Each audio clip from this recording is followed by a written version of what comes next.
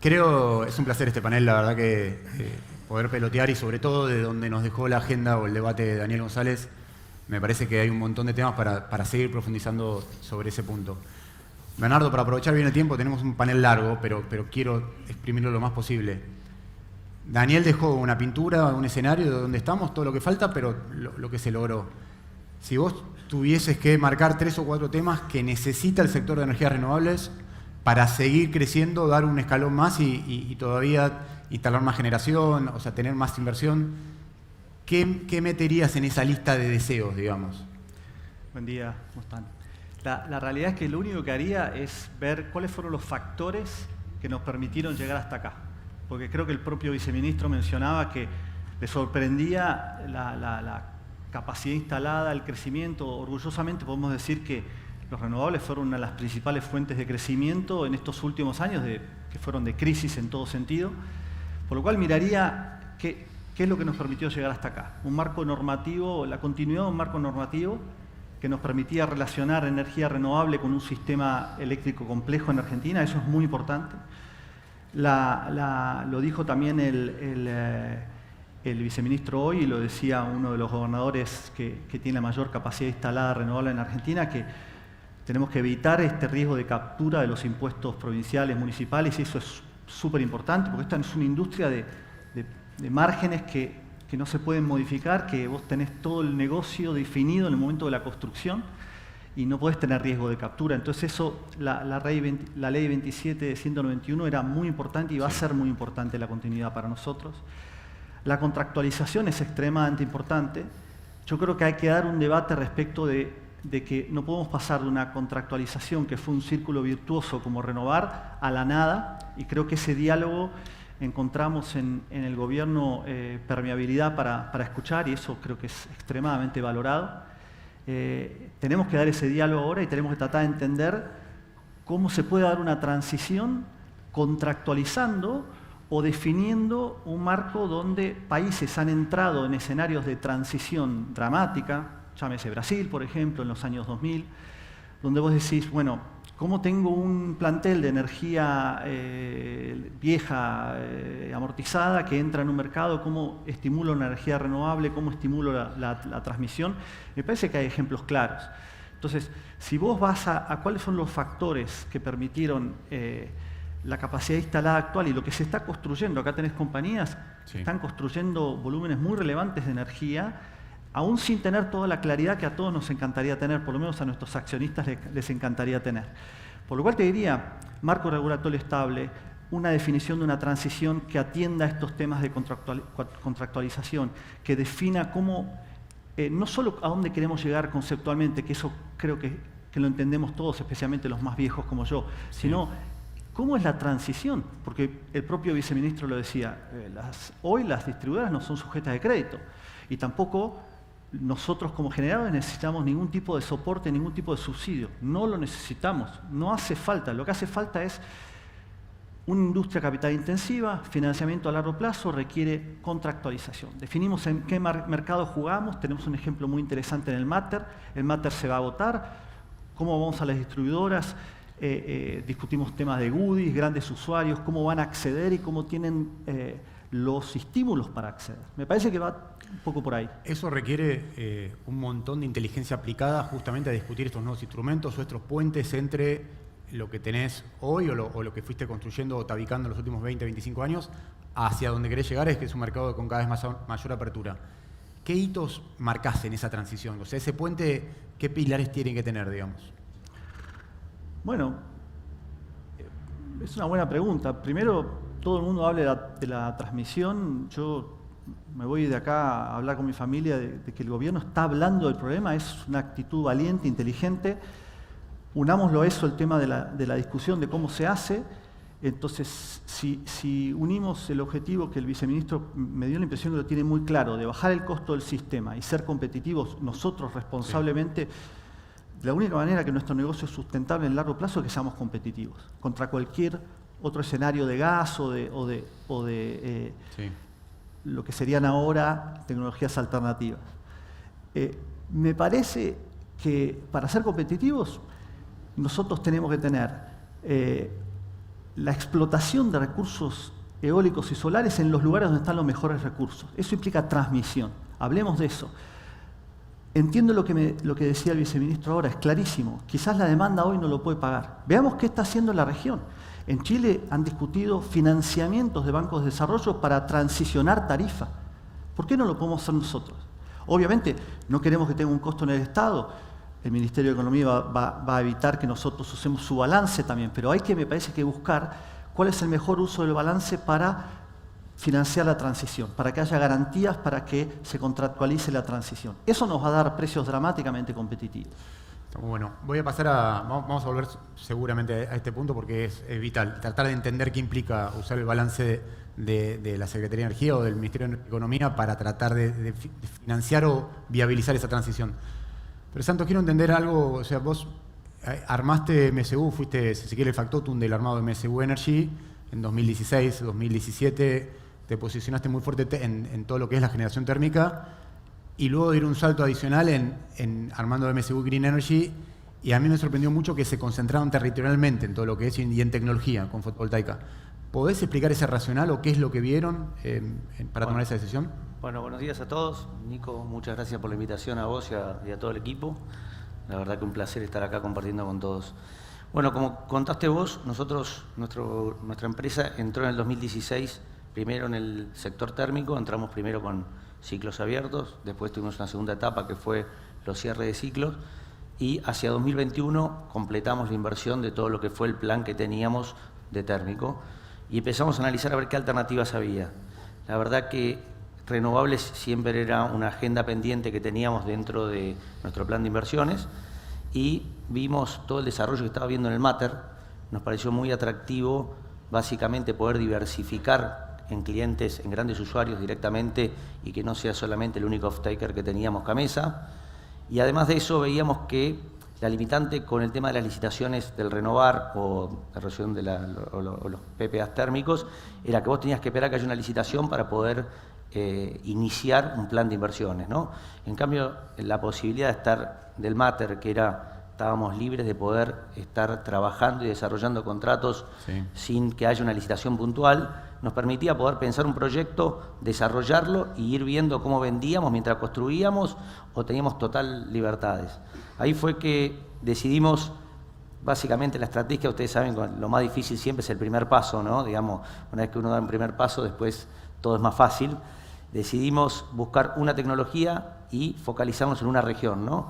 Esto fue, decidimos entrar en el sector solar y en el norte argentino, lo que era NEA y NOA, por un tema de eficiencia en la capacidad de ejecución del desarrollo, construcción, operación del negocio, ¿no?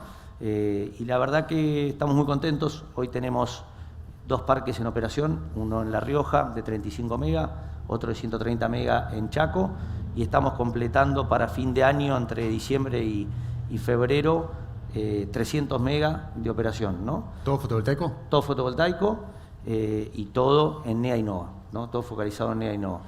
Ok. Cuando Daniel González hacía referencia a que el RIGI puede, RIGI, no nos tenemos que poner de acuerdo con eso, puede fomentar inversiones en renovables, ¿ustedes desde MSU lo están interpretando, lo están analizando? ¿El RIGI puede ser un catalizador, un acelerador de proyectos o no?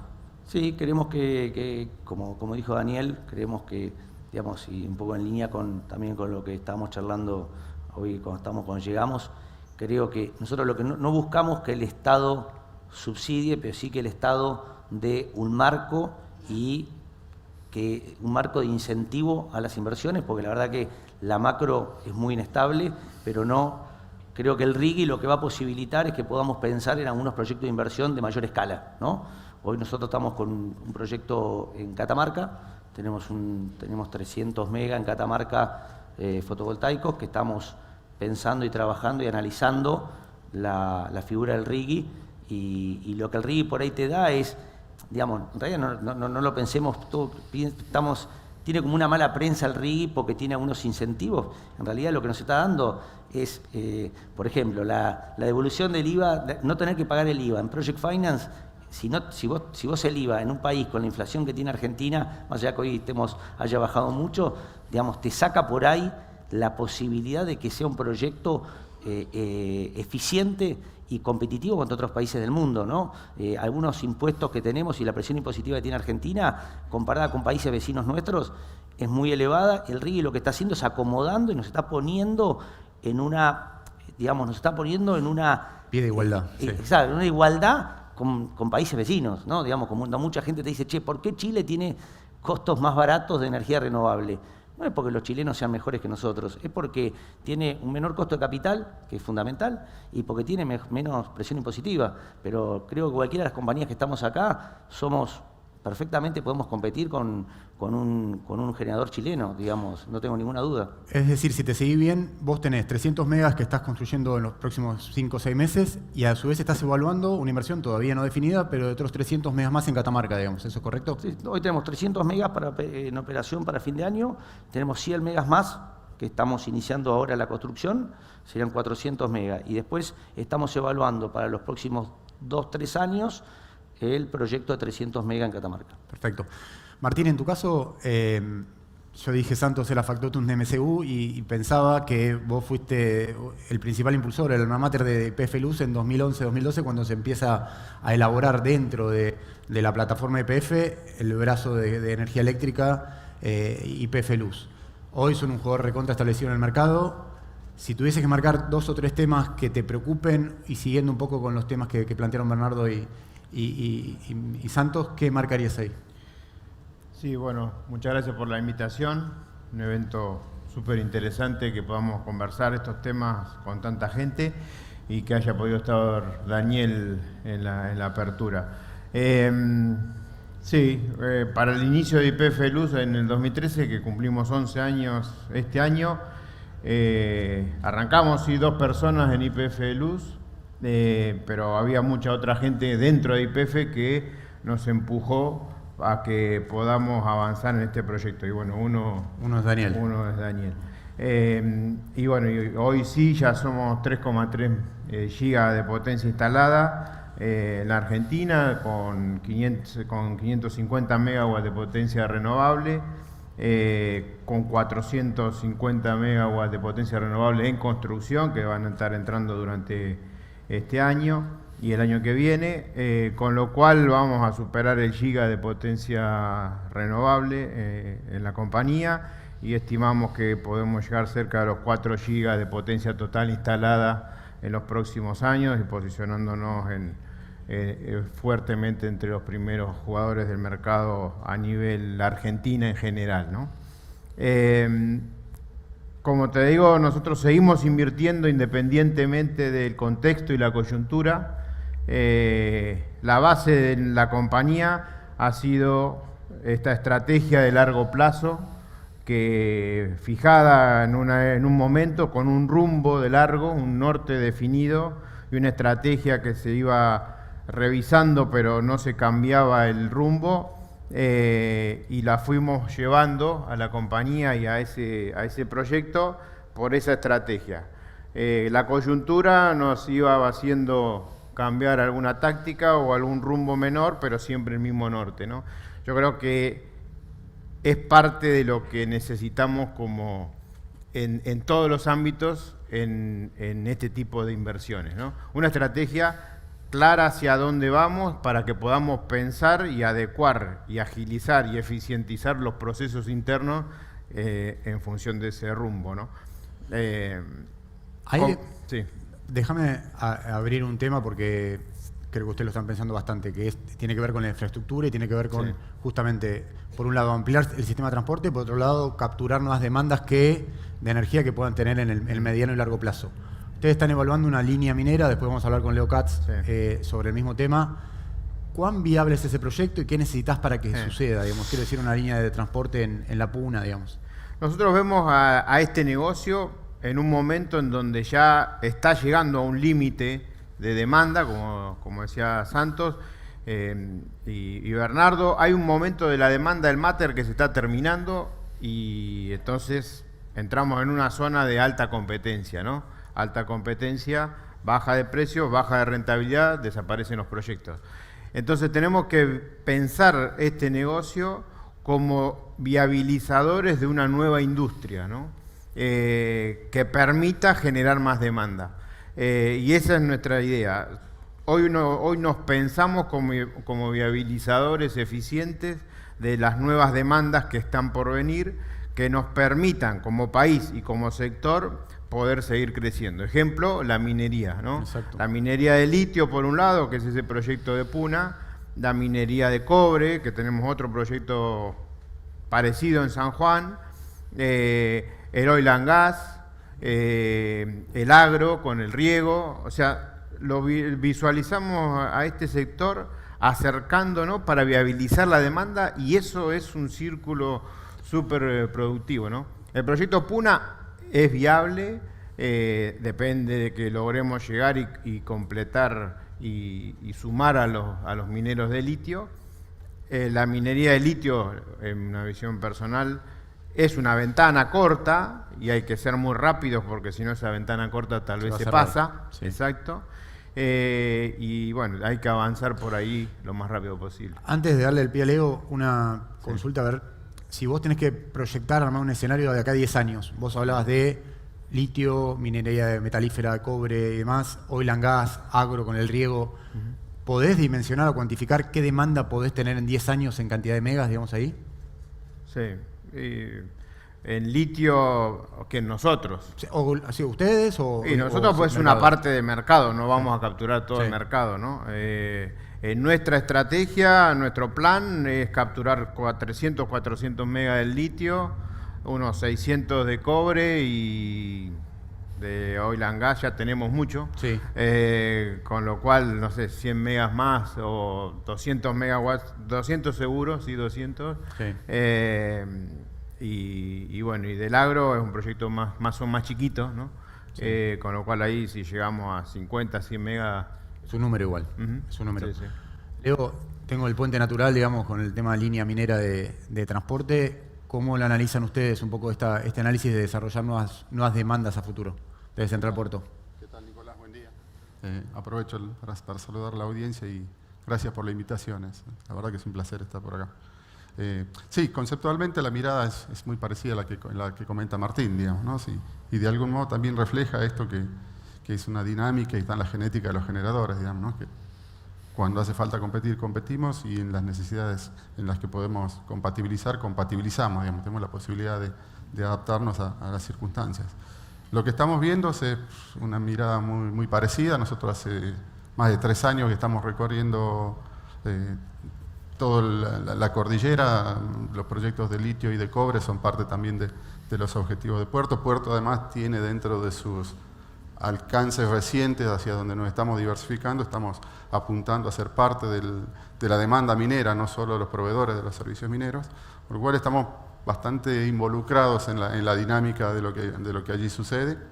En el caso particular de la Puna, te diría que hemos presentado no menos de una docena de proyectos entre térmicos, motores, híbridos y demás para abastecer esa demanda. Y la conclusión a la que llegamos, después de mucho caminar, y a 4.000 metros se hace difícil, ¿no? Lo que vemos es que lo más eficiente es acercar la oferta eléctrica a esa demanda, es vincularlos al SADI. Cuando uno hace los números, y no hay que ser muy precisos, digamos, los Excel no son no demasiado complejos, ve que los costos a los que están expuestos esa demanda son sumamente elevados y que le podríamos dar una herramienta de competitividad en términos de precio, pero también en términos de calidad de abastecimiento, digamos, ¿no? Para nosotros que estamos conectados a la red parece muy sencillo, tocamos una tecla y se enciende la luz.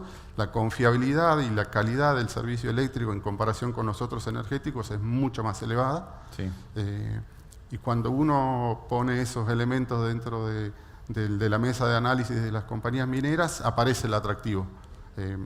Por supuesto, es, como dijo en su momento Martín, es una demanda que tiene su riesgo, tiene un riesgo no solo de hasta cuándo será esa demanda existente, sino de tipos de clientes. Son clientes diferentes a los que estamos acostumbrados a tratar. en la mayoría de los casos son competidores de un monoproducto, parecido a lo que somos los generadores, digamos, ¿no? Por lo tanto, son muy celosos del formato de contractualización y de la forma en que encaran estos proyectos, con lo cual el gran desafío ahí va a ser lograr la concreción de la demanda. Dos consultas. Una, dijiste, puerto puede ser parte de la demanda de energía. Ahí te estabas refiriendo a que están evaluando ingresar al negocio de producción de metales, o qué te estabas refiriendo ahí? Sí, a ver, ya Puerto de hecho tiene una pequeña participación en Diablillos, Sí. Hoy por hoy es un proyecto que está ubicado en el límite entre Salta y Catamarca. Esperamos que ese proyecto evolucione a la fase de producción. Los tiempos de ese tipo de minería son un poco más elevados que los tiempos del litio o de los que estamos acostumbrados nosotros como generadores, digamos que es la genética propia nuestra. Pero cuando avancen y se concreten, los números se cuentan de a cientos de megavatios, no de a decenas, como es el caso del litio, digamos, ¿no? El litio tiene tiempos de avances más cortos, pero los módulos se miden de a decenas, veintenas de megavatios por proyecto. Y segunda pregunta, en lo que es el proyecto de ampliación de transporte de la Puna, llevar una línea, vamos a hablar sobre un segmento, lo va a moderar Nicolás Iliayev, uno de los paneles va a ser específicamente sobre transporte, es uno de los paneles más interesantes, les recomiendo que se queden a escucharlo, pero regulatoriamente, ¿qué necesitas para poder pensar ese proyecto? O sea, porque es un proyecto que no es transporte puro, no es 500, pero ¿cómo necesitas para viabilizarlo?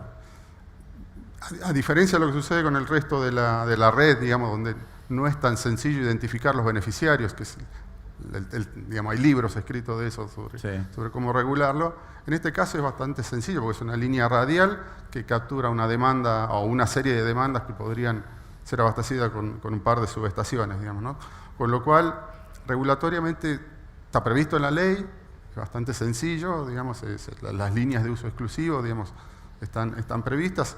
Simplemente que la regulación que avanzó sobre los articulados de esa ley no permiten líneas del tamaño de esta línea y cierta agregación de demanda que esta línea permite, digamos, ¿no? Yo creo que sería un buen ejemplo de un caso testigo que esto se pudiera llegar a concretar. Obviamente, si una mirada como la verdad que muy interesante la charla con el viceministro, si una mirada más integral y una solución más integral también apareciera, sería mucho más adecuado, digamos, ¿no? Pero pensamos que con pequeños retoques de la regulación existente, ese es un caso que se podría concretar. Ahora vuelvo a vos, Leo, porque quiero sacarte un poco de agenda y preguntarte sobre la oferta de energía en AMBA, Central Puerto, además de ser hoy creo que por megas, son el principal generador de la Argentina. En el AMBA tienen un rol estratégico porque controlan 2 o 3 centrales importantes. Pero Bernardo, quiero recuperar algo que dijiste, me quedó, que era, tenemos que analizar lo que está pasando en otros países, hablaste de Chile, quizás a veces el hecho de llegar tarde, como a veces llegamos nosotros en Argentina, tiene sus contras y a veces tiene los pros de aprender de las lecciones de lo que se hizo mal en otros, o lo que salió mal en otros países. En Chile tenés la situación fotovoltaica del norte del país con ese curtailment, digamos, que son proyectos que no son rentables hoy. ¿Qué lecciones tomarías de otros países, de Chile, de Brasil, de México, de países de Europa, de Estados Unidos, y que decís, bueno, esto estaría bueno empezar a pensarlo en Argentina, y qué cosas no harías, digamos? Bueno, ahí es muy difícil la respuesta. ¿Sabes por qué? Porque si lo ves en términos conceptuales de diseño del sistema, ahí depende mucho de con qué criterios se está diseñando el sistema. Y eso me parece que está claro que esa delegación, la población argentina votó, y hay una delegación respecto de cómo, no quiero usar la palabra ideológica, pero por lo menos conceptualmente cómo se piensa diseñar un sistema. Los casos extremos son que si vos asumís que cada agente puede tomar las decisiones de riesgo y no hay ningún tipo de coordinación, en algún momento va a pasar lo que está pasando en Chile. Sí. El propio Santos hablaba del costo del capital en Chile y demás. Es relativamente barato cometer errores en Chile. En Argentina es criminal, porque no nos queremos dar cuenta, pues somos un país pobre nosotros. Entonces, dilapidar capital. Yo, cuando era joven, financié y ayudé a construir uno de los caños que transportaban gas a Chile. Si lo considerás en el riesgo de curtailment de gas, Y un error enorme de coordinación, porque podrías haber hecho un solo caño con una regulación. No sé si estamos aptos para esa discusión ahora. Bien. Ahora bien, lo que vos podés hacer en términos de muy bajo costo es una discusión de coordinación. Parte de esa tarea de asignación de prioridades de despacho en Argentina es una idea inteligente. Tenés que ir evolucionando, porque dependiendo del nivel de agresividad y de conocimiento de los jugadores puede haber más riesgo. Yo puedo ser relativamente prudente al decidir invertir en un parque solar en un nodo, pero puede haber alguien imprudente que tiene los mismos derechos que yo y me va a cortar. O nos vamos a cortar. Entonces tiene que haber en un país pobre una doble responsabilidad de asignar recursos que son monopolios naturales, llámese transmisión, mucho mayor que en otros países. Eso es fácil de resolver en mi modesta opinión, y el sistema tiene, primero, ideas de diseño de asignación de prioridades de despacho, análisis de riesgo. Lo que tiene que haber es un nivel de interlocución más inteligente para que no pase un escenario de canibalismo, digamos. Exactamente. ¿Sí? Cuando pensás todo lo que es en los últimos 4 o 5 años, vos ves que el sector pudo avanzar, esto que decíamos al principio, sin un paraguas específico, sin un endorsement muy preciso y todo por parte del sector público. Eso implicó ir tomando riesgos, ir abriendo tu propio camino, ir pavimentando calles que no existen. Sí. Hoy tenés que pensar transporte, que por ahí no es una obligación del generador puro, pero que en este afán de ir haciendo tu propio camino tenés que ir pensando proyectos de generación con transporte. ¿Qué es viable hacer y qué no, digamos? O sea, ¿qué rol puede tener un generador con un proyecto de transporte y qué problema lo tiene que resolver el transportista con el diseñador, con el policymaker del Estado? Nicolás, yo te podría decir un montón de cosas y algunas por casualidad sería inteligente. Pero Sí. miremos de vuelta, miremos la experiencia. Nadie construyó porque no es económico. De hecho, los únicos temerarios que hemos construido una subestación de 500 estos últimos 8 años fue Geneia en Madrid. Está bien, pudimos destrabar 450 megas de capacidad eólica de la mejor del país. Tiene sentido. Salvo que tengas esos escenarios de altísima escala, 500 megas solares, 600 megas eólicos, no lo vas a poder hacer. Y después vuelvo a lo que ustedes mismos decían, acá tenés gente muy capacitada y con mucha experiencia. Y te dicen, hay un agotamiento potencial del mater. Entonces, si no tenés idea a quién le vas a vender la energía y en qué plazo y en qué estructura contractual, ¿te vas a alargar a construir infraestructura? Segundo, que un poco los representantes de YPF Luz y de Puerto explicaban los temas de los clientes mineros a los que obviamente todos apuntamos como futura demanda y estamos trabajando muchísimo para ofrecerles soluciones también de transmisión. Pero ahí tenés un claro ejemplo de identificación de la demanda. En el resto, si vos querés ser competitivo, vos no podés adosarle a un proyecto eólico o solar de cualquier escala una línea de transmisión troncal porque no es económico, no va a pasar. Entonces tenés que tener la discusión, que me parece que marcaba el viceministro a la cancha bastante claramente, de dónde arranca la discusión respecto a las restricciones fiscales. Pero tenés que buscar mecanismos de financiación de larguísimo plazo con bancos de desarrollo para desatar nudos gordianos, sur de Buenos Aires, en Cuyo, en Madrid. Tenés un fantasma de las hidroeléctricas del sur que no sabes si se construyen, a qué costo y demás.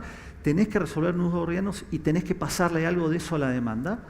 Y en lo que no sea capaz de absorber la demanda lo tenés que financiar a larguísimo plazo con bancos de desarrollo que lo quieren financiar. Y eso hoy no se lo podés pasar a un PPA privado y es probable que en un ámbito de competencia, si Dios quiere, de vuelta, regulando los monopolios naturales, llevando un sistema de organización donde las distribuidoras tengan una forma homogénea de contratar, para que nosotros compitamos mejor también. Si no tenés eso soportado por temas de bancabilidad, como los ejemplos que ya hablamos de la estructura de Renovar o ejemplos regionales que funcionaron, no vas a seguir creciendo. Totalmente. No lo vas a hacer. Antes de pasar a Santos, si quiero profundizar sobre esto, no te pregunté por el pipeline de proyectos de Geneia. Digamos. Ustedes son el principal jugador de renovables del mercado, está clarísimo eso. ¿Qué proyecto tenés lanzado y pensando también en carpeta, digamos? Bueno, la respuesta sería depende, que es la pregunta que me hiciste antes, temas de transmisión. En el corto plazo sí estamos haciendo, hoy tenemos en construcción 2 proyectos solares, terminamos el proyecto, uno de los más grandes eólicos en la provincia de Buenos Aires, en Tandil, estamos muy, muy orgullosos de eso, y es probable que dependiendo de ciertas condiciones que estamos evaluando, podamos o no empezar 2 proyectos solares nuevos en Cuyo. Pero también depende de muchas cuestiones que estamos analizando, ¿no? Un poco de la claridad regulatoria, que para nosotros es bancabilidad. Yo no tengo un balance petrolero al que pedirle dinero, no quiero, tenemos que ser muy inteligentes en la asignación de recursos. Entonces, me refiero, tenemos que tener cierta claridad. Creemos que el RI puede aportar en el largo plazo algunos esquemas defensivos de evitar riesgos de captura, sobrecargas de impuestos provinciales, municipales, pero en términos de agregar, yo no sé, no tengo claro, cuando era joven y hacía análisis financiero quizás lo podrías analizar mejor, pero yo no lo tengo tan claro que nos agregue, si lo pensás en términos de la escala y la dispersión de los proyectos eólicos y solares. Creo que hay que trabajar ese tema y podría agregar y podría estimular nueva inversión. Ok. Santos, en lo que es infraestructura, ¿hay algún punto que quieras agregar en esta discusión? Que me parece que en los próximos años vamos a estar discutiendo esto. De que ojalá, como decía Daniel González, de acá a diciembre haya alguna resolución que oficialice o que visibilice algún mecanismo. Que no tengo ni idea, vamos a discutir bastante en el panel del transporte cuál debería ser, si es una tarifa de estampillado, si es quién lo paga, si es una distribuidora, si es el Estado, si lo administra la plata el Estado, si no. Bueno, es una discusión súper interesante.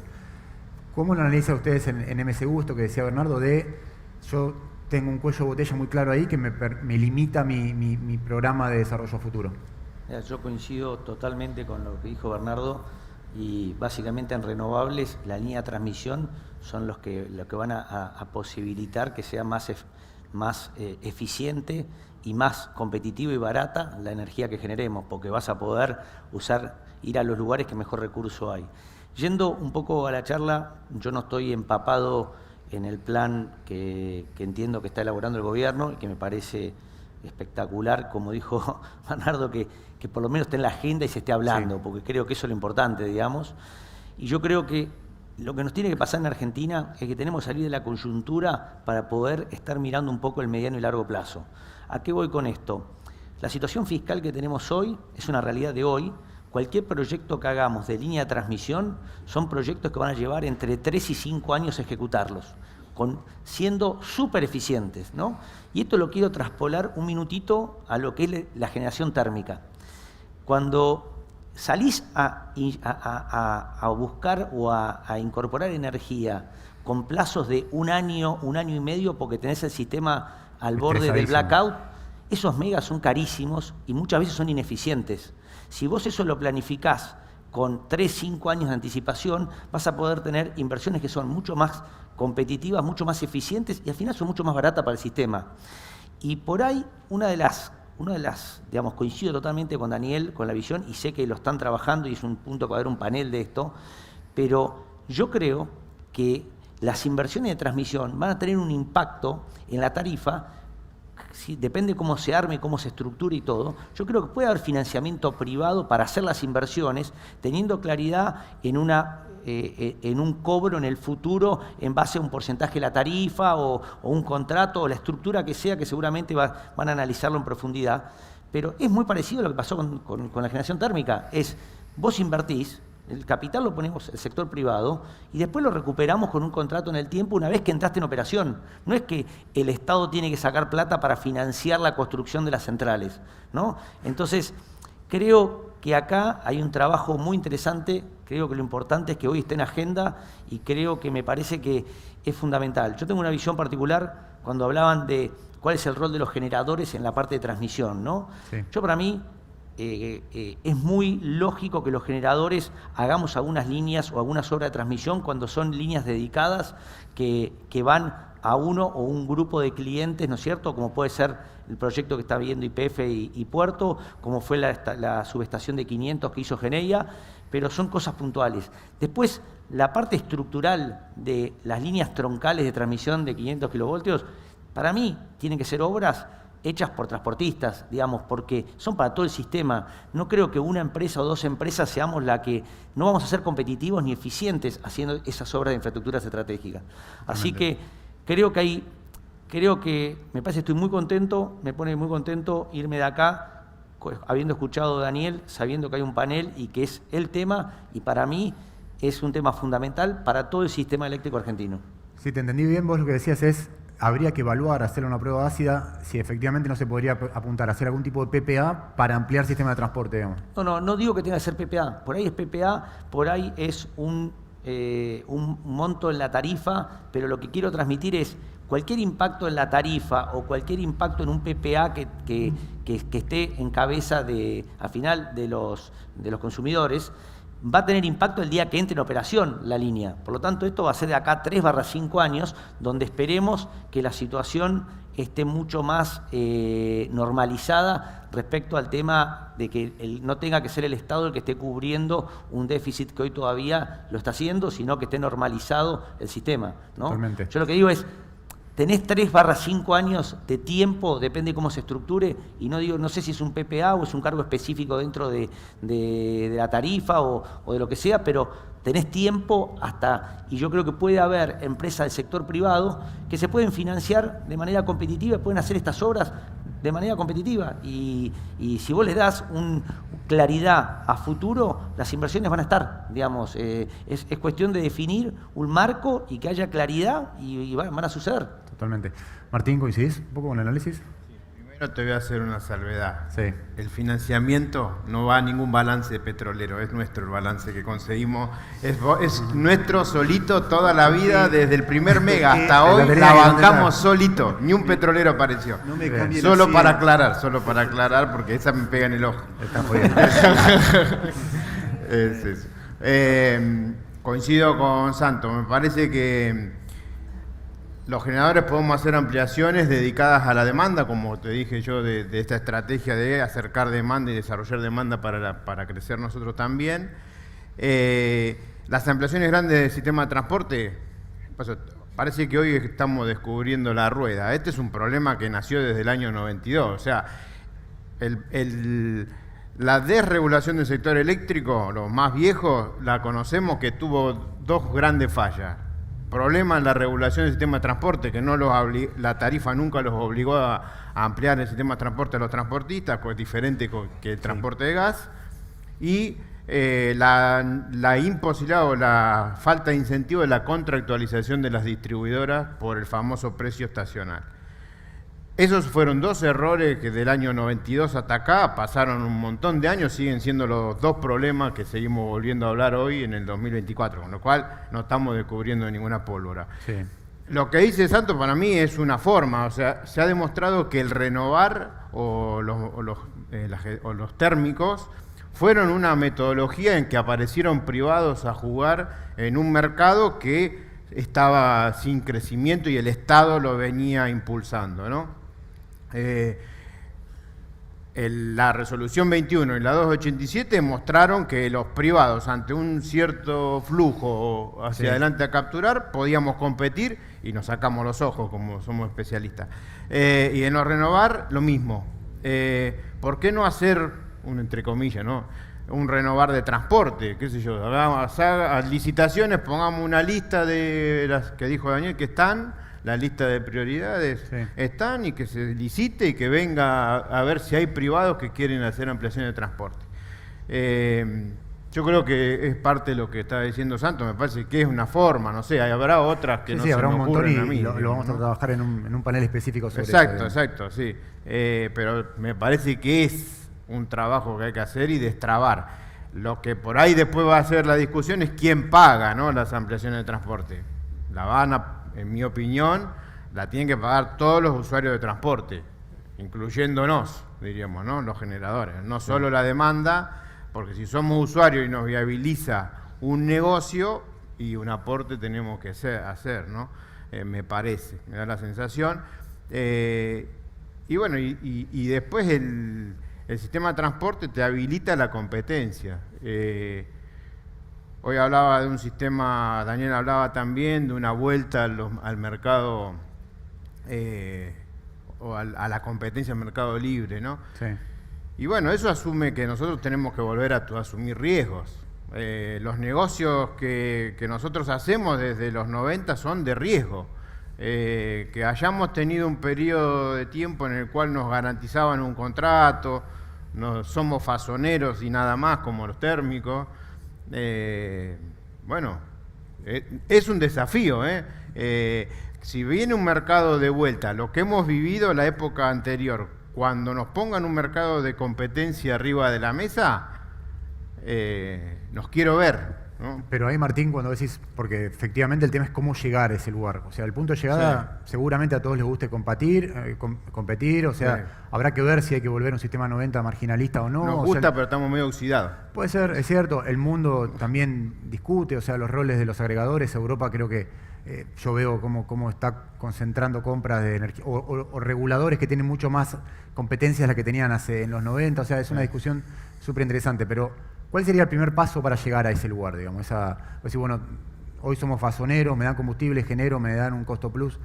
¿Cuáles serían dos o tres medidas que tendrías que tomar? Un poco lo que mencionó Daniel, para mí era esencial que las distribuidoras se normalicen y sean y nosotros podamos venderle. Como estaban en la situación anterior, es imposible que cualquier generador le quiera vender a una distribuidora en donde vos veías el balance y no te pagaba la primera factura, además que no le pagaba a Camesa, con lo cual era inviable eso. Entonces, el primer punto es que se normalice el sistema de distribución para que puedan pagar. El otro punto que también se está, me parece, trabajando mucho es con la disponibilidad de gas natural, porque el no tener combustibles todos en las mismas condiciones va a tener, genera diversidad o disparidad o inequidad, pero ahí también los generadores vamos a tener que invertir en transporte si queremos tener gas, ¿no? Exacto. Y contractualizarnos en el largo del gas. Con lo cual es todo, y después eso obviamente si vos te contractualizás en el transporte tenés que estar contractualizado en la venta de largo en el mismo tiempo que transporte. Son pasos que hay que ir dando que bueno, entiendo que lo explicó bien Daniel, que son pasos para no llegar a un punto en donde genere una disrupción de mercado y tanto la demanda como la oferta tengamos problemas, Sí. ¿no? Leo, te voy a dejar el cierre a vos, que nos quedan 3 o 4 minutos. Martín hacía referencia a una cuestión que no se habló tanto en el panel, que es la competencia de tecnología. O sea, lo decía Daniel González en la apertura, Argentina se transformó en un productor de gas natural, de pasar de un paradigma de escasez durante 20 años, hoy pasás a un paradigma de abundancia donde no tenés demanda para vender ese gas natural y las productoras tienen durante buena parte del año pozos cerrados porque no hay quien los compre, digamos. Sin embargo, ahí uno dice, bueno, la generación térmica tiene un lugar, pero ¿de qué manera haces que esa competencia sea justa, sea fair y no tengas, no sé, un costo hundido de un transporte como el gasoducto Néstor Kirchner, que eso ahí no tenés el peso de la tarifa de transporte porque lo hizo el Estado? ¿Cómo ecualizás esa discusión? Bueno, ahí es donde vemos, creo que está el gran desafío de esta transición, digamos, ¿no? Creo que lo mencionaba Bernardo, digamos, ¿no? Tenés que evitar generar mal llamados cotos de caza, digamos, ¿no? La regulación tiene que ser muy finita de manera de que las características de las diversas tecnologías estén de alguna manera equiparadas, digamos, ¿no? Sabemos el gran impacto que han tenido los renovables, el crecimiento monstruoso que han tenido, pero lo han hecho en alguna medida basada en una estructura que les dio ese soporte, una estructura de sistema de transporte capaz de recibirlos y una estructura de unidades térmicas de diversa edad, de diversa tecnología, de diversas combustible, como mencionaste vos, que les da el backup del respaldo, la potencia para el momento en que esas unidades no están. No nos olvidemos que hoy por hoy el mercado de renovables se transacciona por megavatios horas mensuales, digamos, ¿no? Sin embargo, Sí. el requerimiento de la energía es segundo a segundo, ¿no? Entonces, ¿de qué manera equiparás esas condiciones? ¿De qué manera regulás esas disparidades? Es todo el desafío regulatorio. Claramente vos asociás ahí energía, potencia y servicios, ¿no? Por hacer 3 grandes rubros. Podrías ir por regular un mercado de energía, un mercado de potencia, un mercado de servicios, como en muchos otros lugares, y alocar cada uno de esos elementos. Ahora, la precisión con la que haces cada uno de esos elementos para evitar conflictos intratecnologías y que las puedas poner en competencia, tratando de buscar lo que el viceministro decía, que es, al final del día, todo lo que buscamos es competir, y al competir lo que vamos a lograr es bajar el costo global del sistema, ¿no? Yo creo que el gran desafío es eso, y en segunda medida es el tiempo. El paso del tiempo te juega, digamos, ¿no? De hecho, vos lo mencionaste, venía manejando para acá, llevando a mi hijo a la escuela y salió la cantidad de mensajes avisando de la resolución que acaba de salir. Del programa ¿no? de emergencia de verano. Ahí te hago una última, que nos estamos quedando sin tiempo. Puerto, yo decía, es el jugador natural que tiene que atajar o tiene que estar pensando en el abastecimiento en el AMBA, porque, corregime Leo, pero no sé, en un pico GBA o AMBA te puede consumir 12.000 megas, podés traer por transporte 7.000, una cosa así, y después tenés que generarlo en situ. Y ustedes ahí tienen un rol. Si que es como dice Santos, que cualquier solución de transporte te lleva 24, 36 a 5 años, digo 36 meses o 5 años, ¿de qué manera Puerto puede pensar o el GBA puede encontrar soluciones propias para estabilizar, para cubrir la demanda, porque en la zona centro del país? A ver, para hacerlo geográfico, digamos, ¿no? Si miras de la ruta 6 para adentro, sucede un poco lo que vos decís, digamos, ¿no? Tanto Puerto como Costanera, como Dock Sud, como el proyecto de Ensenada ahora y demás, todo eso aportan a una demanda que de alguna manera está restringida en términos de acceder a la importación de Ruta 6 hacia adentro de esa generación. Lamentablemente lo que nos encontramos es que vos tenés unidades que son más viejas que yo, ¿no? Son más viejas que yo. Sí. Yo no había nacido cuando ya esas máquinas estaban en proceso de instalación, que ya están totalmente pasadas de su vida útil. En un buen mercado eléctrico eso no pasa. Lo que nosotros vemos como compañía, esas son unidades que están en lo que le llamamos nosotros un periodo de transición. En la broma interna, en cuidados paliativos, digamos, ¿no? Lo que se necesita es que esas unidades tengan un aterrizaje suave para que permitan y den lugar al cambio tecnológico, digamos. Son unidades de ineficiencia no acorde a lo que deberíamos tener en la ciudad de Buenos Aires. Tenemos algunas de esas unidades que miran directamente a la Casa Rosada, digamos, ¿no? Entonces, lo que hace falta son las reglas de juego para que eso en 2, 3, 5, 7 años evolucionen a ser unidades eficientes. Entonces, hoy la compañía, por supuesto, tiene el foco puesto en esas horas en las que la demanda lo requiera, en esa transición de hasta que el mercado pueda o una distribuidora pueda contratarte una nueva generación para cubrir su demanda, que va a llevar tiempo, no sabemos cuánto, digamos. Es una interrogante que tenemos. ¿Crees que hay que encontrar algún mecanismo para instalar nueva generación, sobre todo en AMBA o en GBA, o llegás a tener 2, 3 años sin necesidad de licitar o instalar nueva generación? Digo, porque diste de baja Terconf, que era la licitación que preveía una ampliación de la generación. Hay algunos cambios que se pueden hacer con alguna velocidad, digamos, nosotros hemos hecho algunos planteos, de hecho estaban presentados en el Terconf, que a verano 25, 26 algunas cosas se pueden hacer, pero la realidad es que si vos salís hoy a pedir precios por máquinas nuevas, los lead time de entrega son 2 años, 2 años y medio, 16 meses, por ahí conseguís alguna unidad de algún proyecto que se cayó en algún lugar que la conseguís en 14, 15 meses, más todo el proceso de instalación, digamos, ¿no? Pensar en proyectos que sean de menos de 24 meses no sería lógico. Vamos a dejar acá, la verdad que seguiría haciendo preguntas. Hicimos un panel largo, sabemos, si ustedes vienen a los eventos de Conoyonal, hacemos paneles cada vez más cortos porque la atención nuestra es cada vez más volátil, pero este panel me parece que valía la pena darle una discusión, una profundidad, así que agradecerles a los 4, para mí fue un placer. Gracias.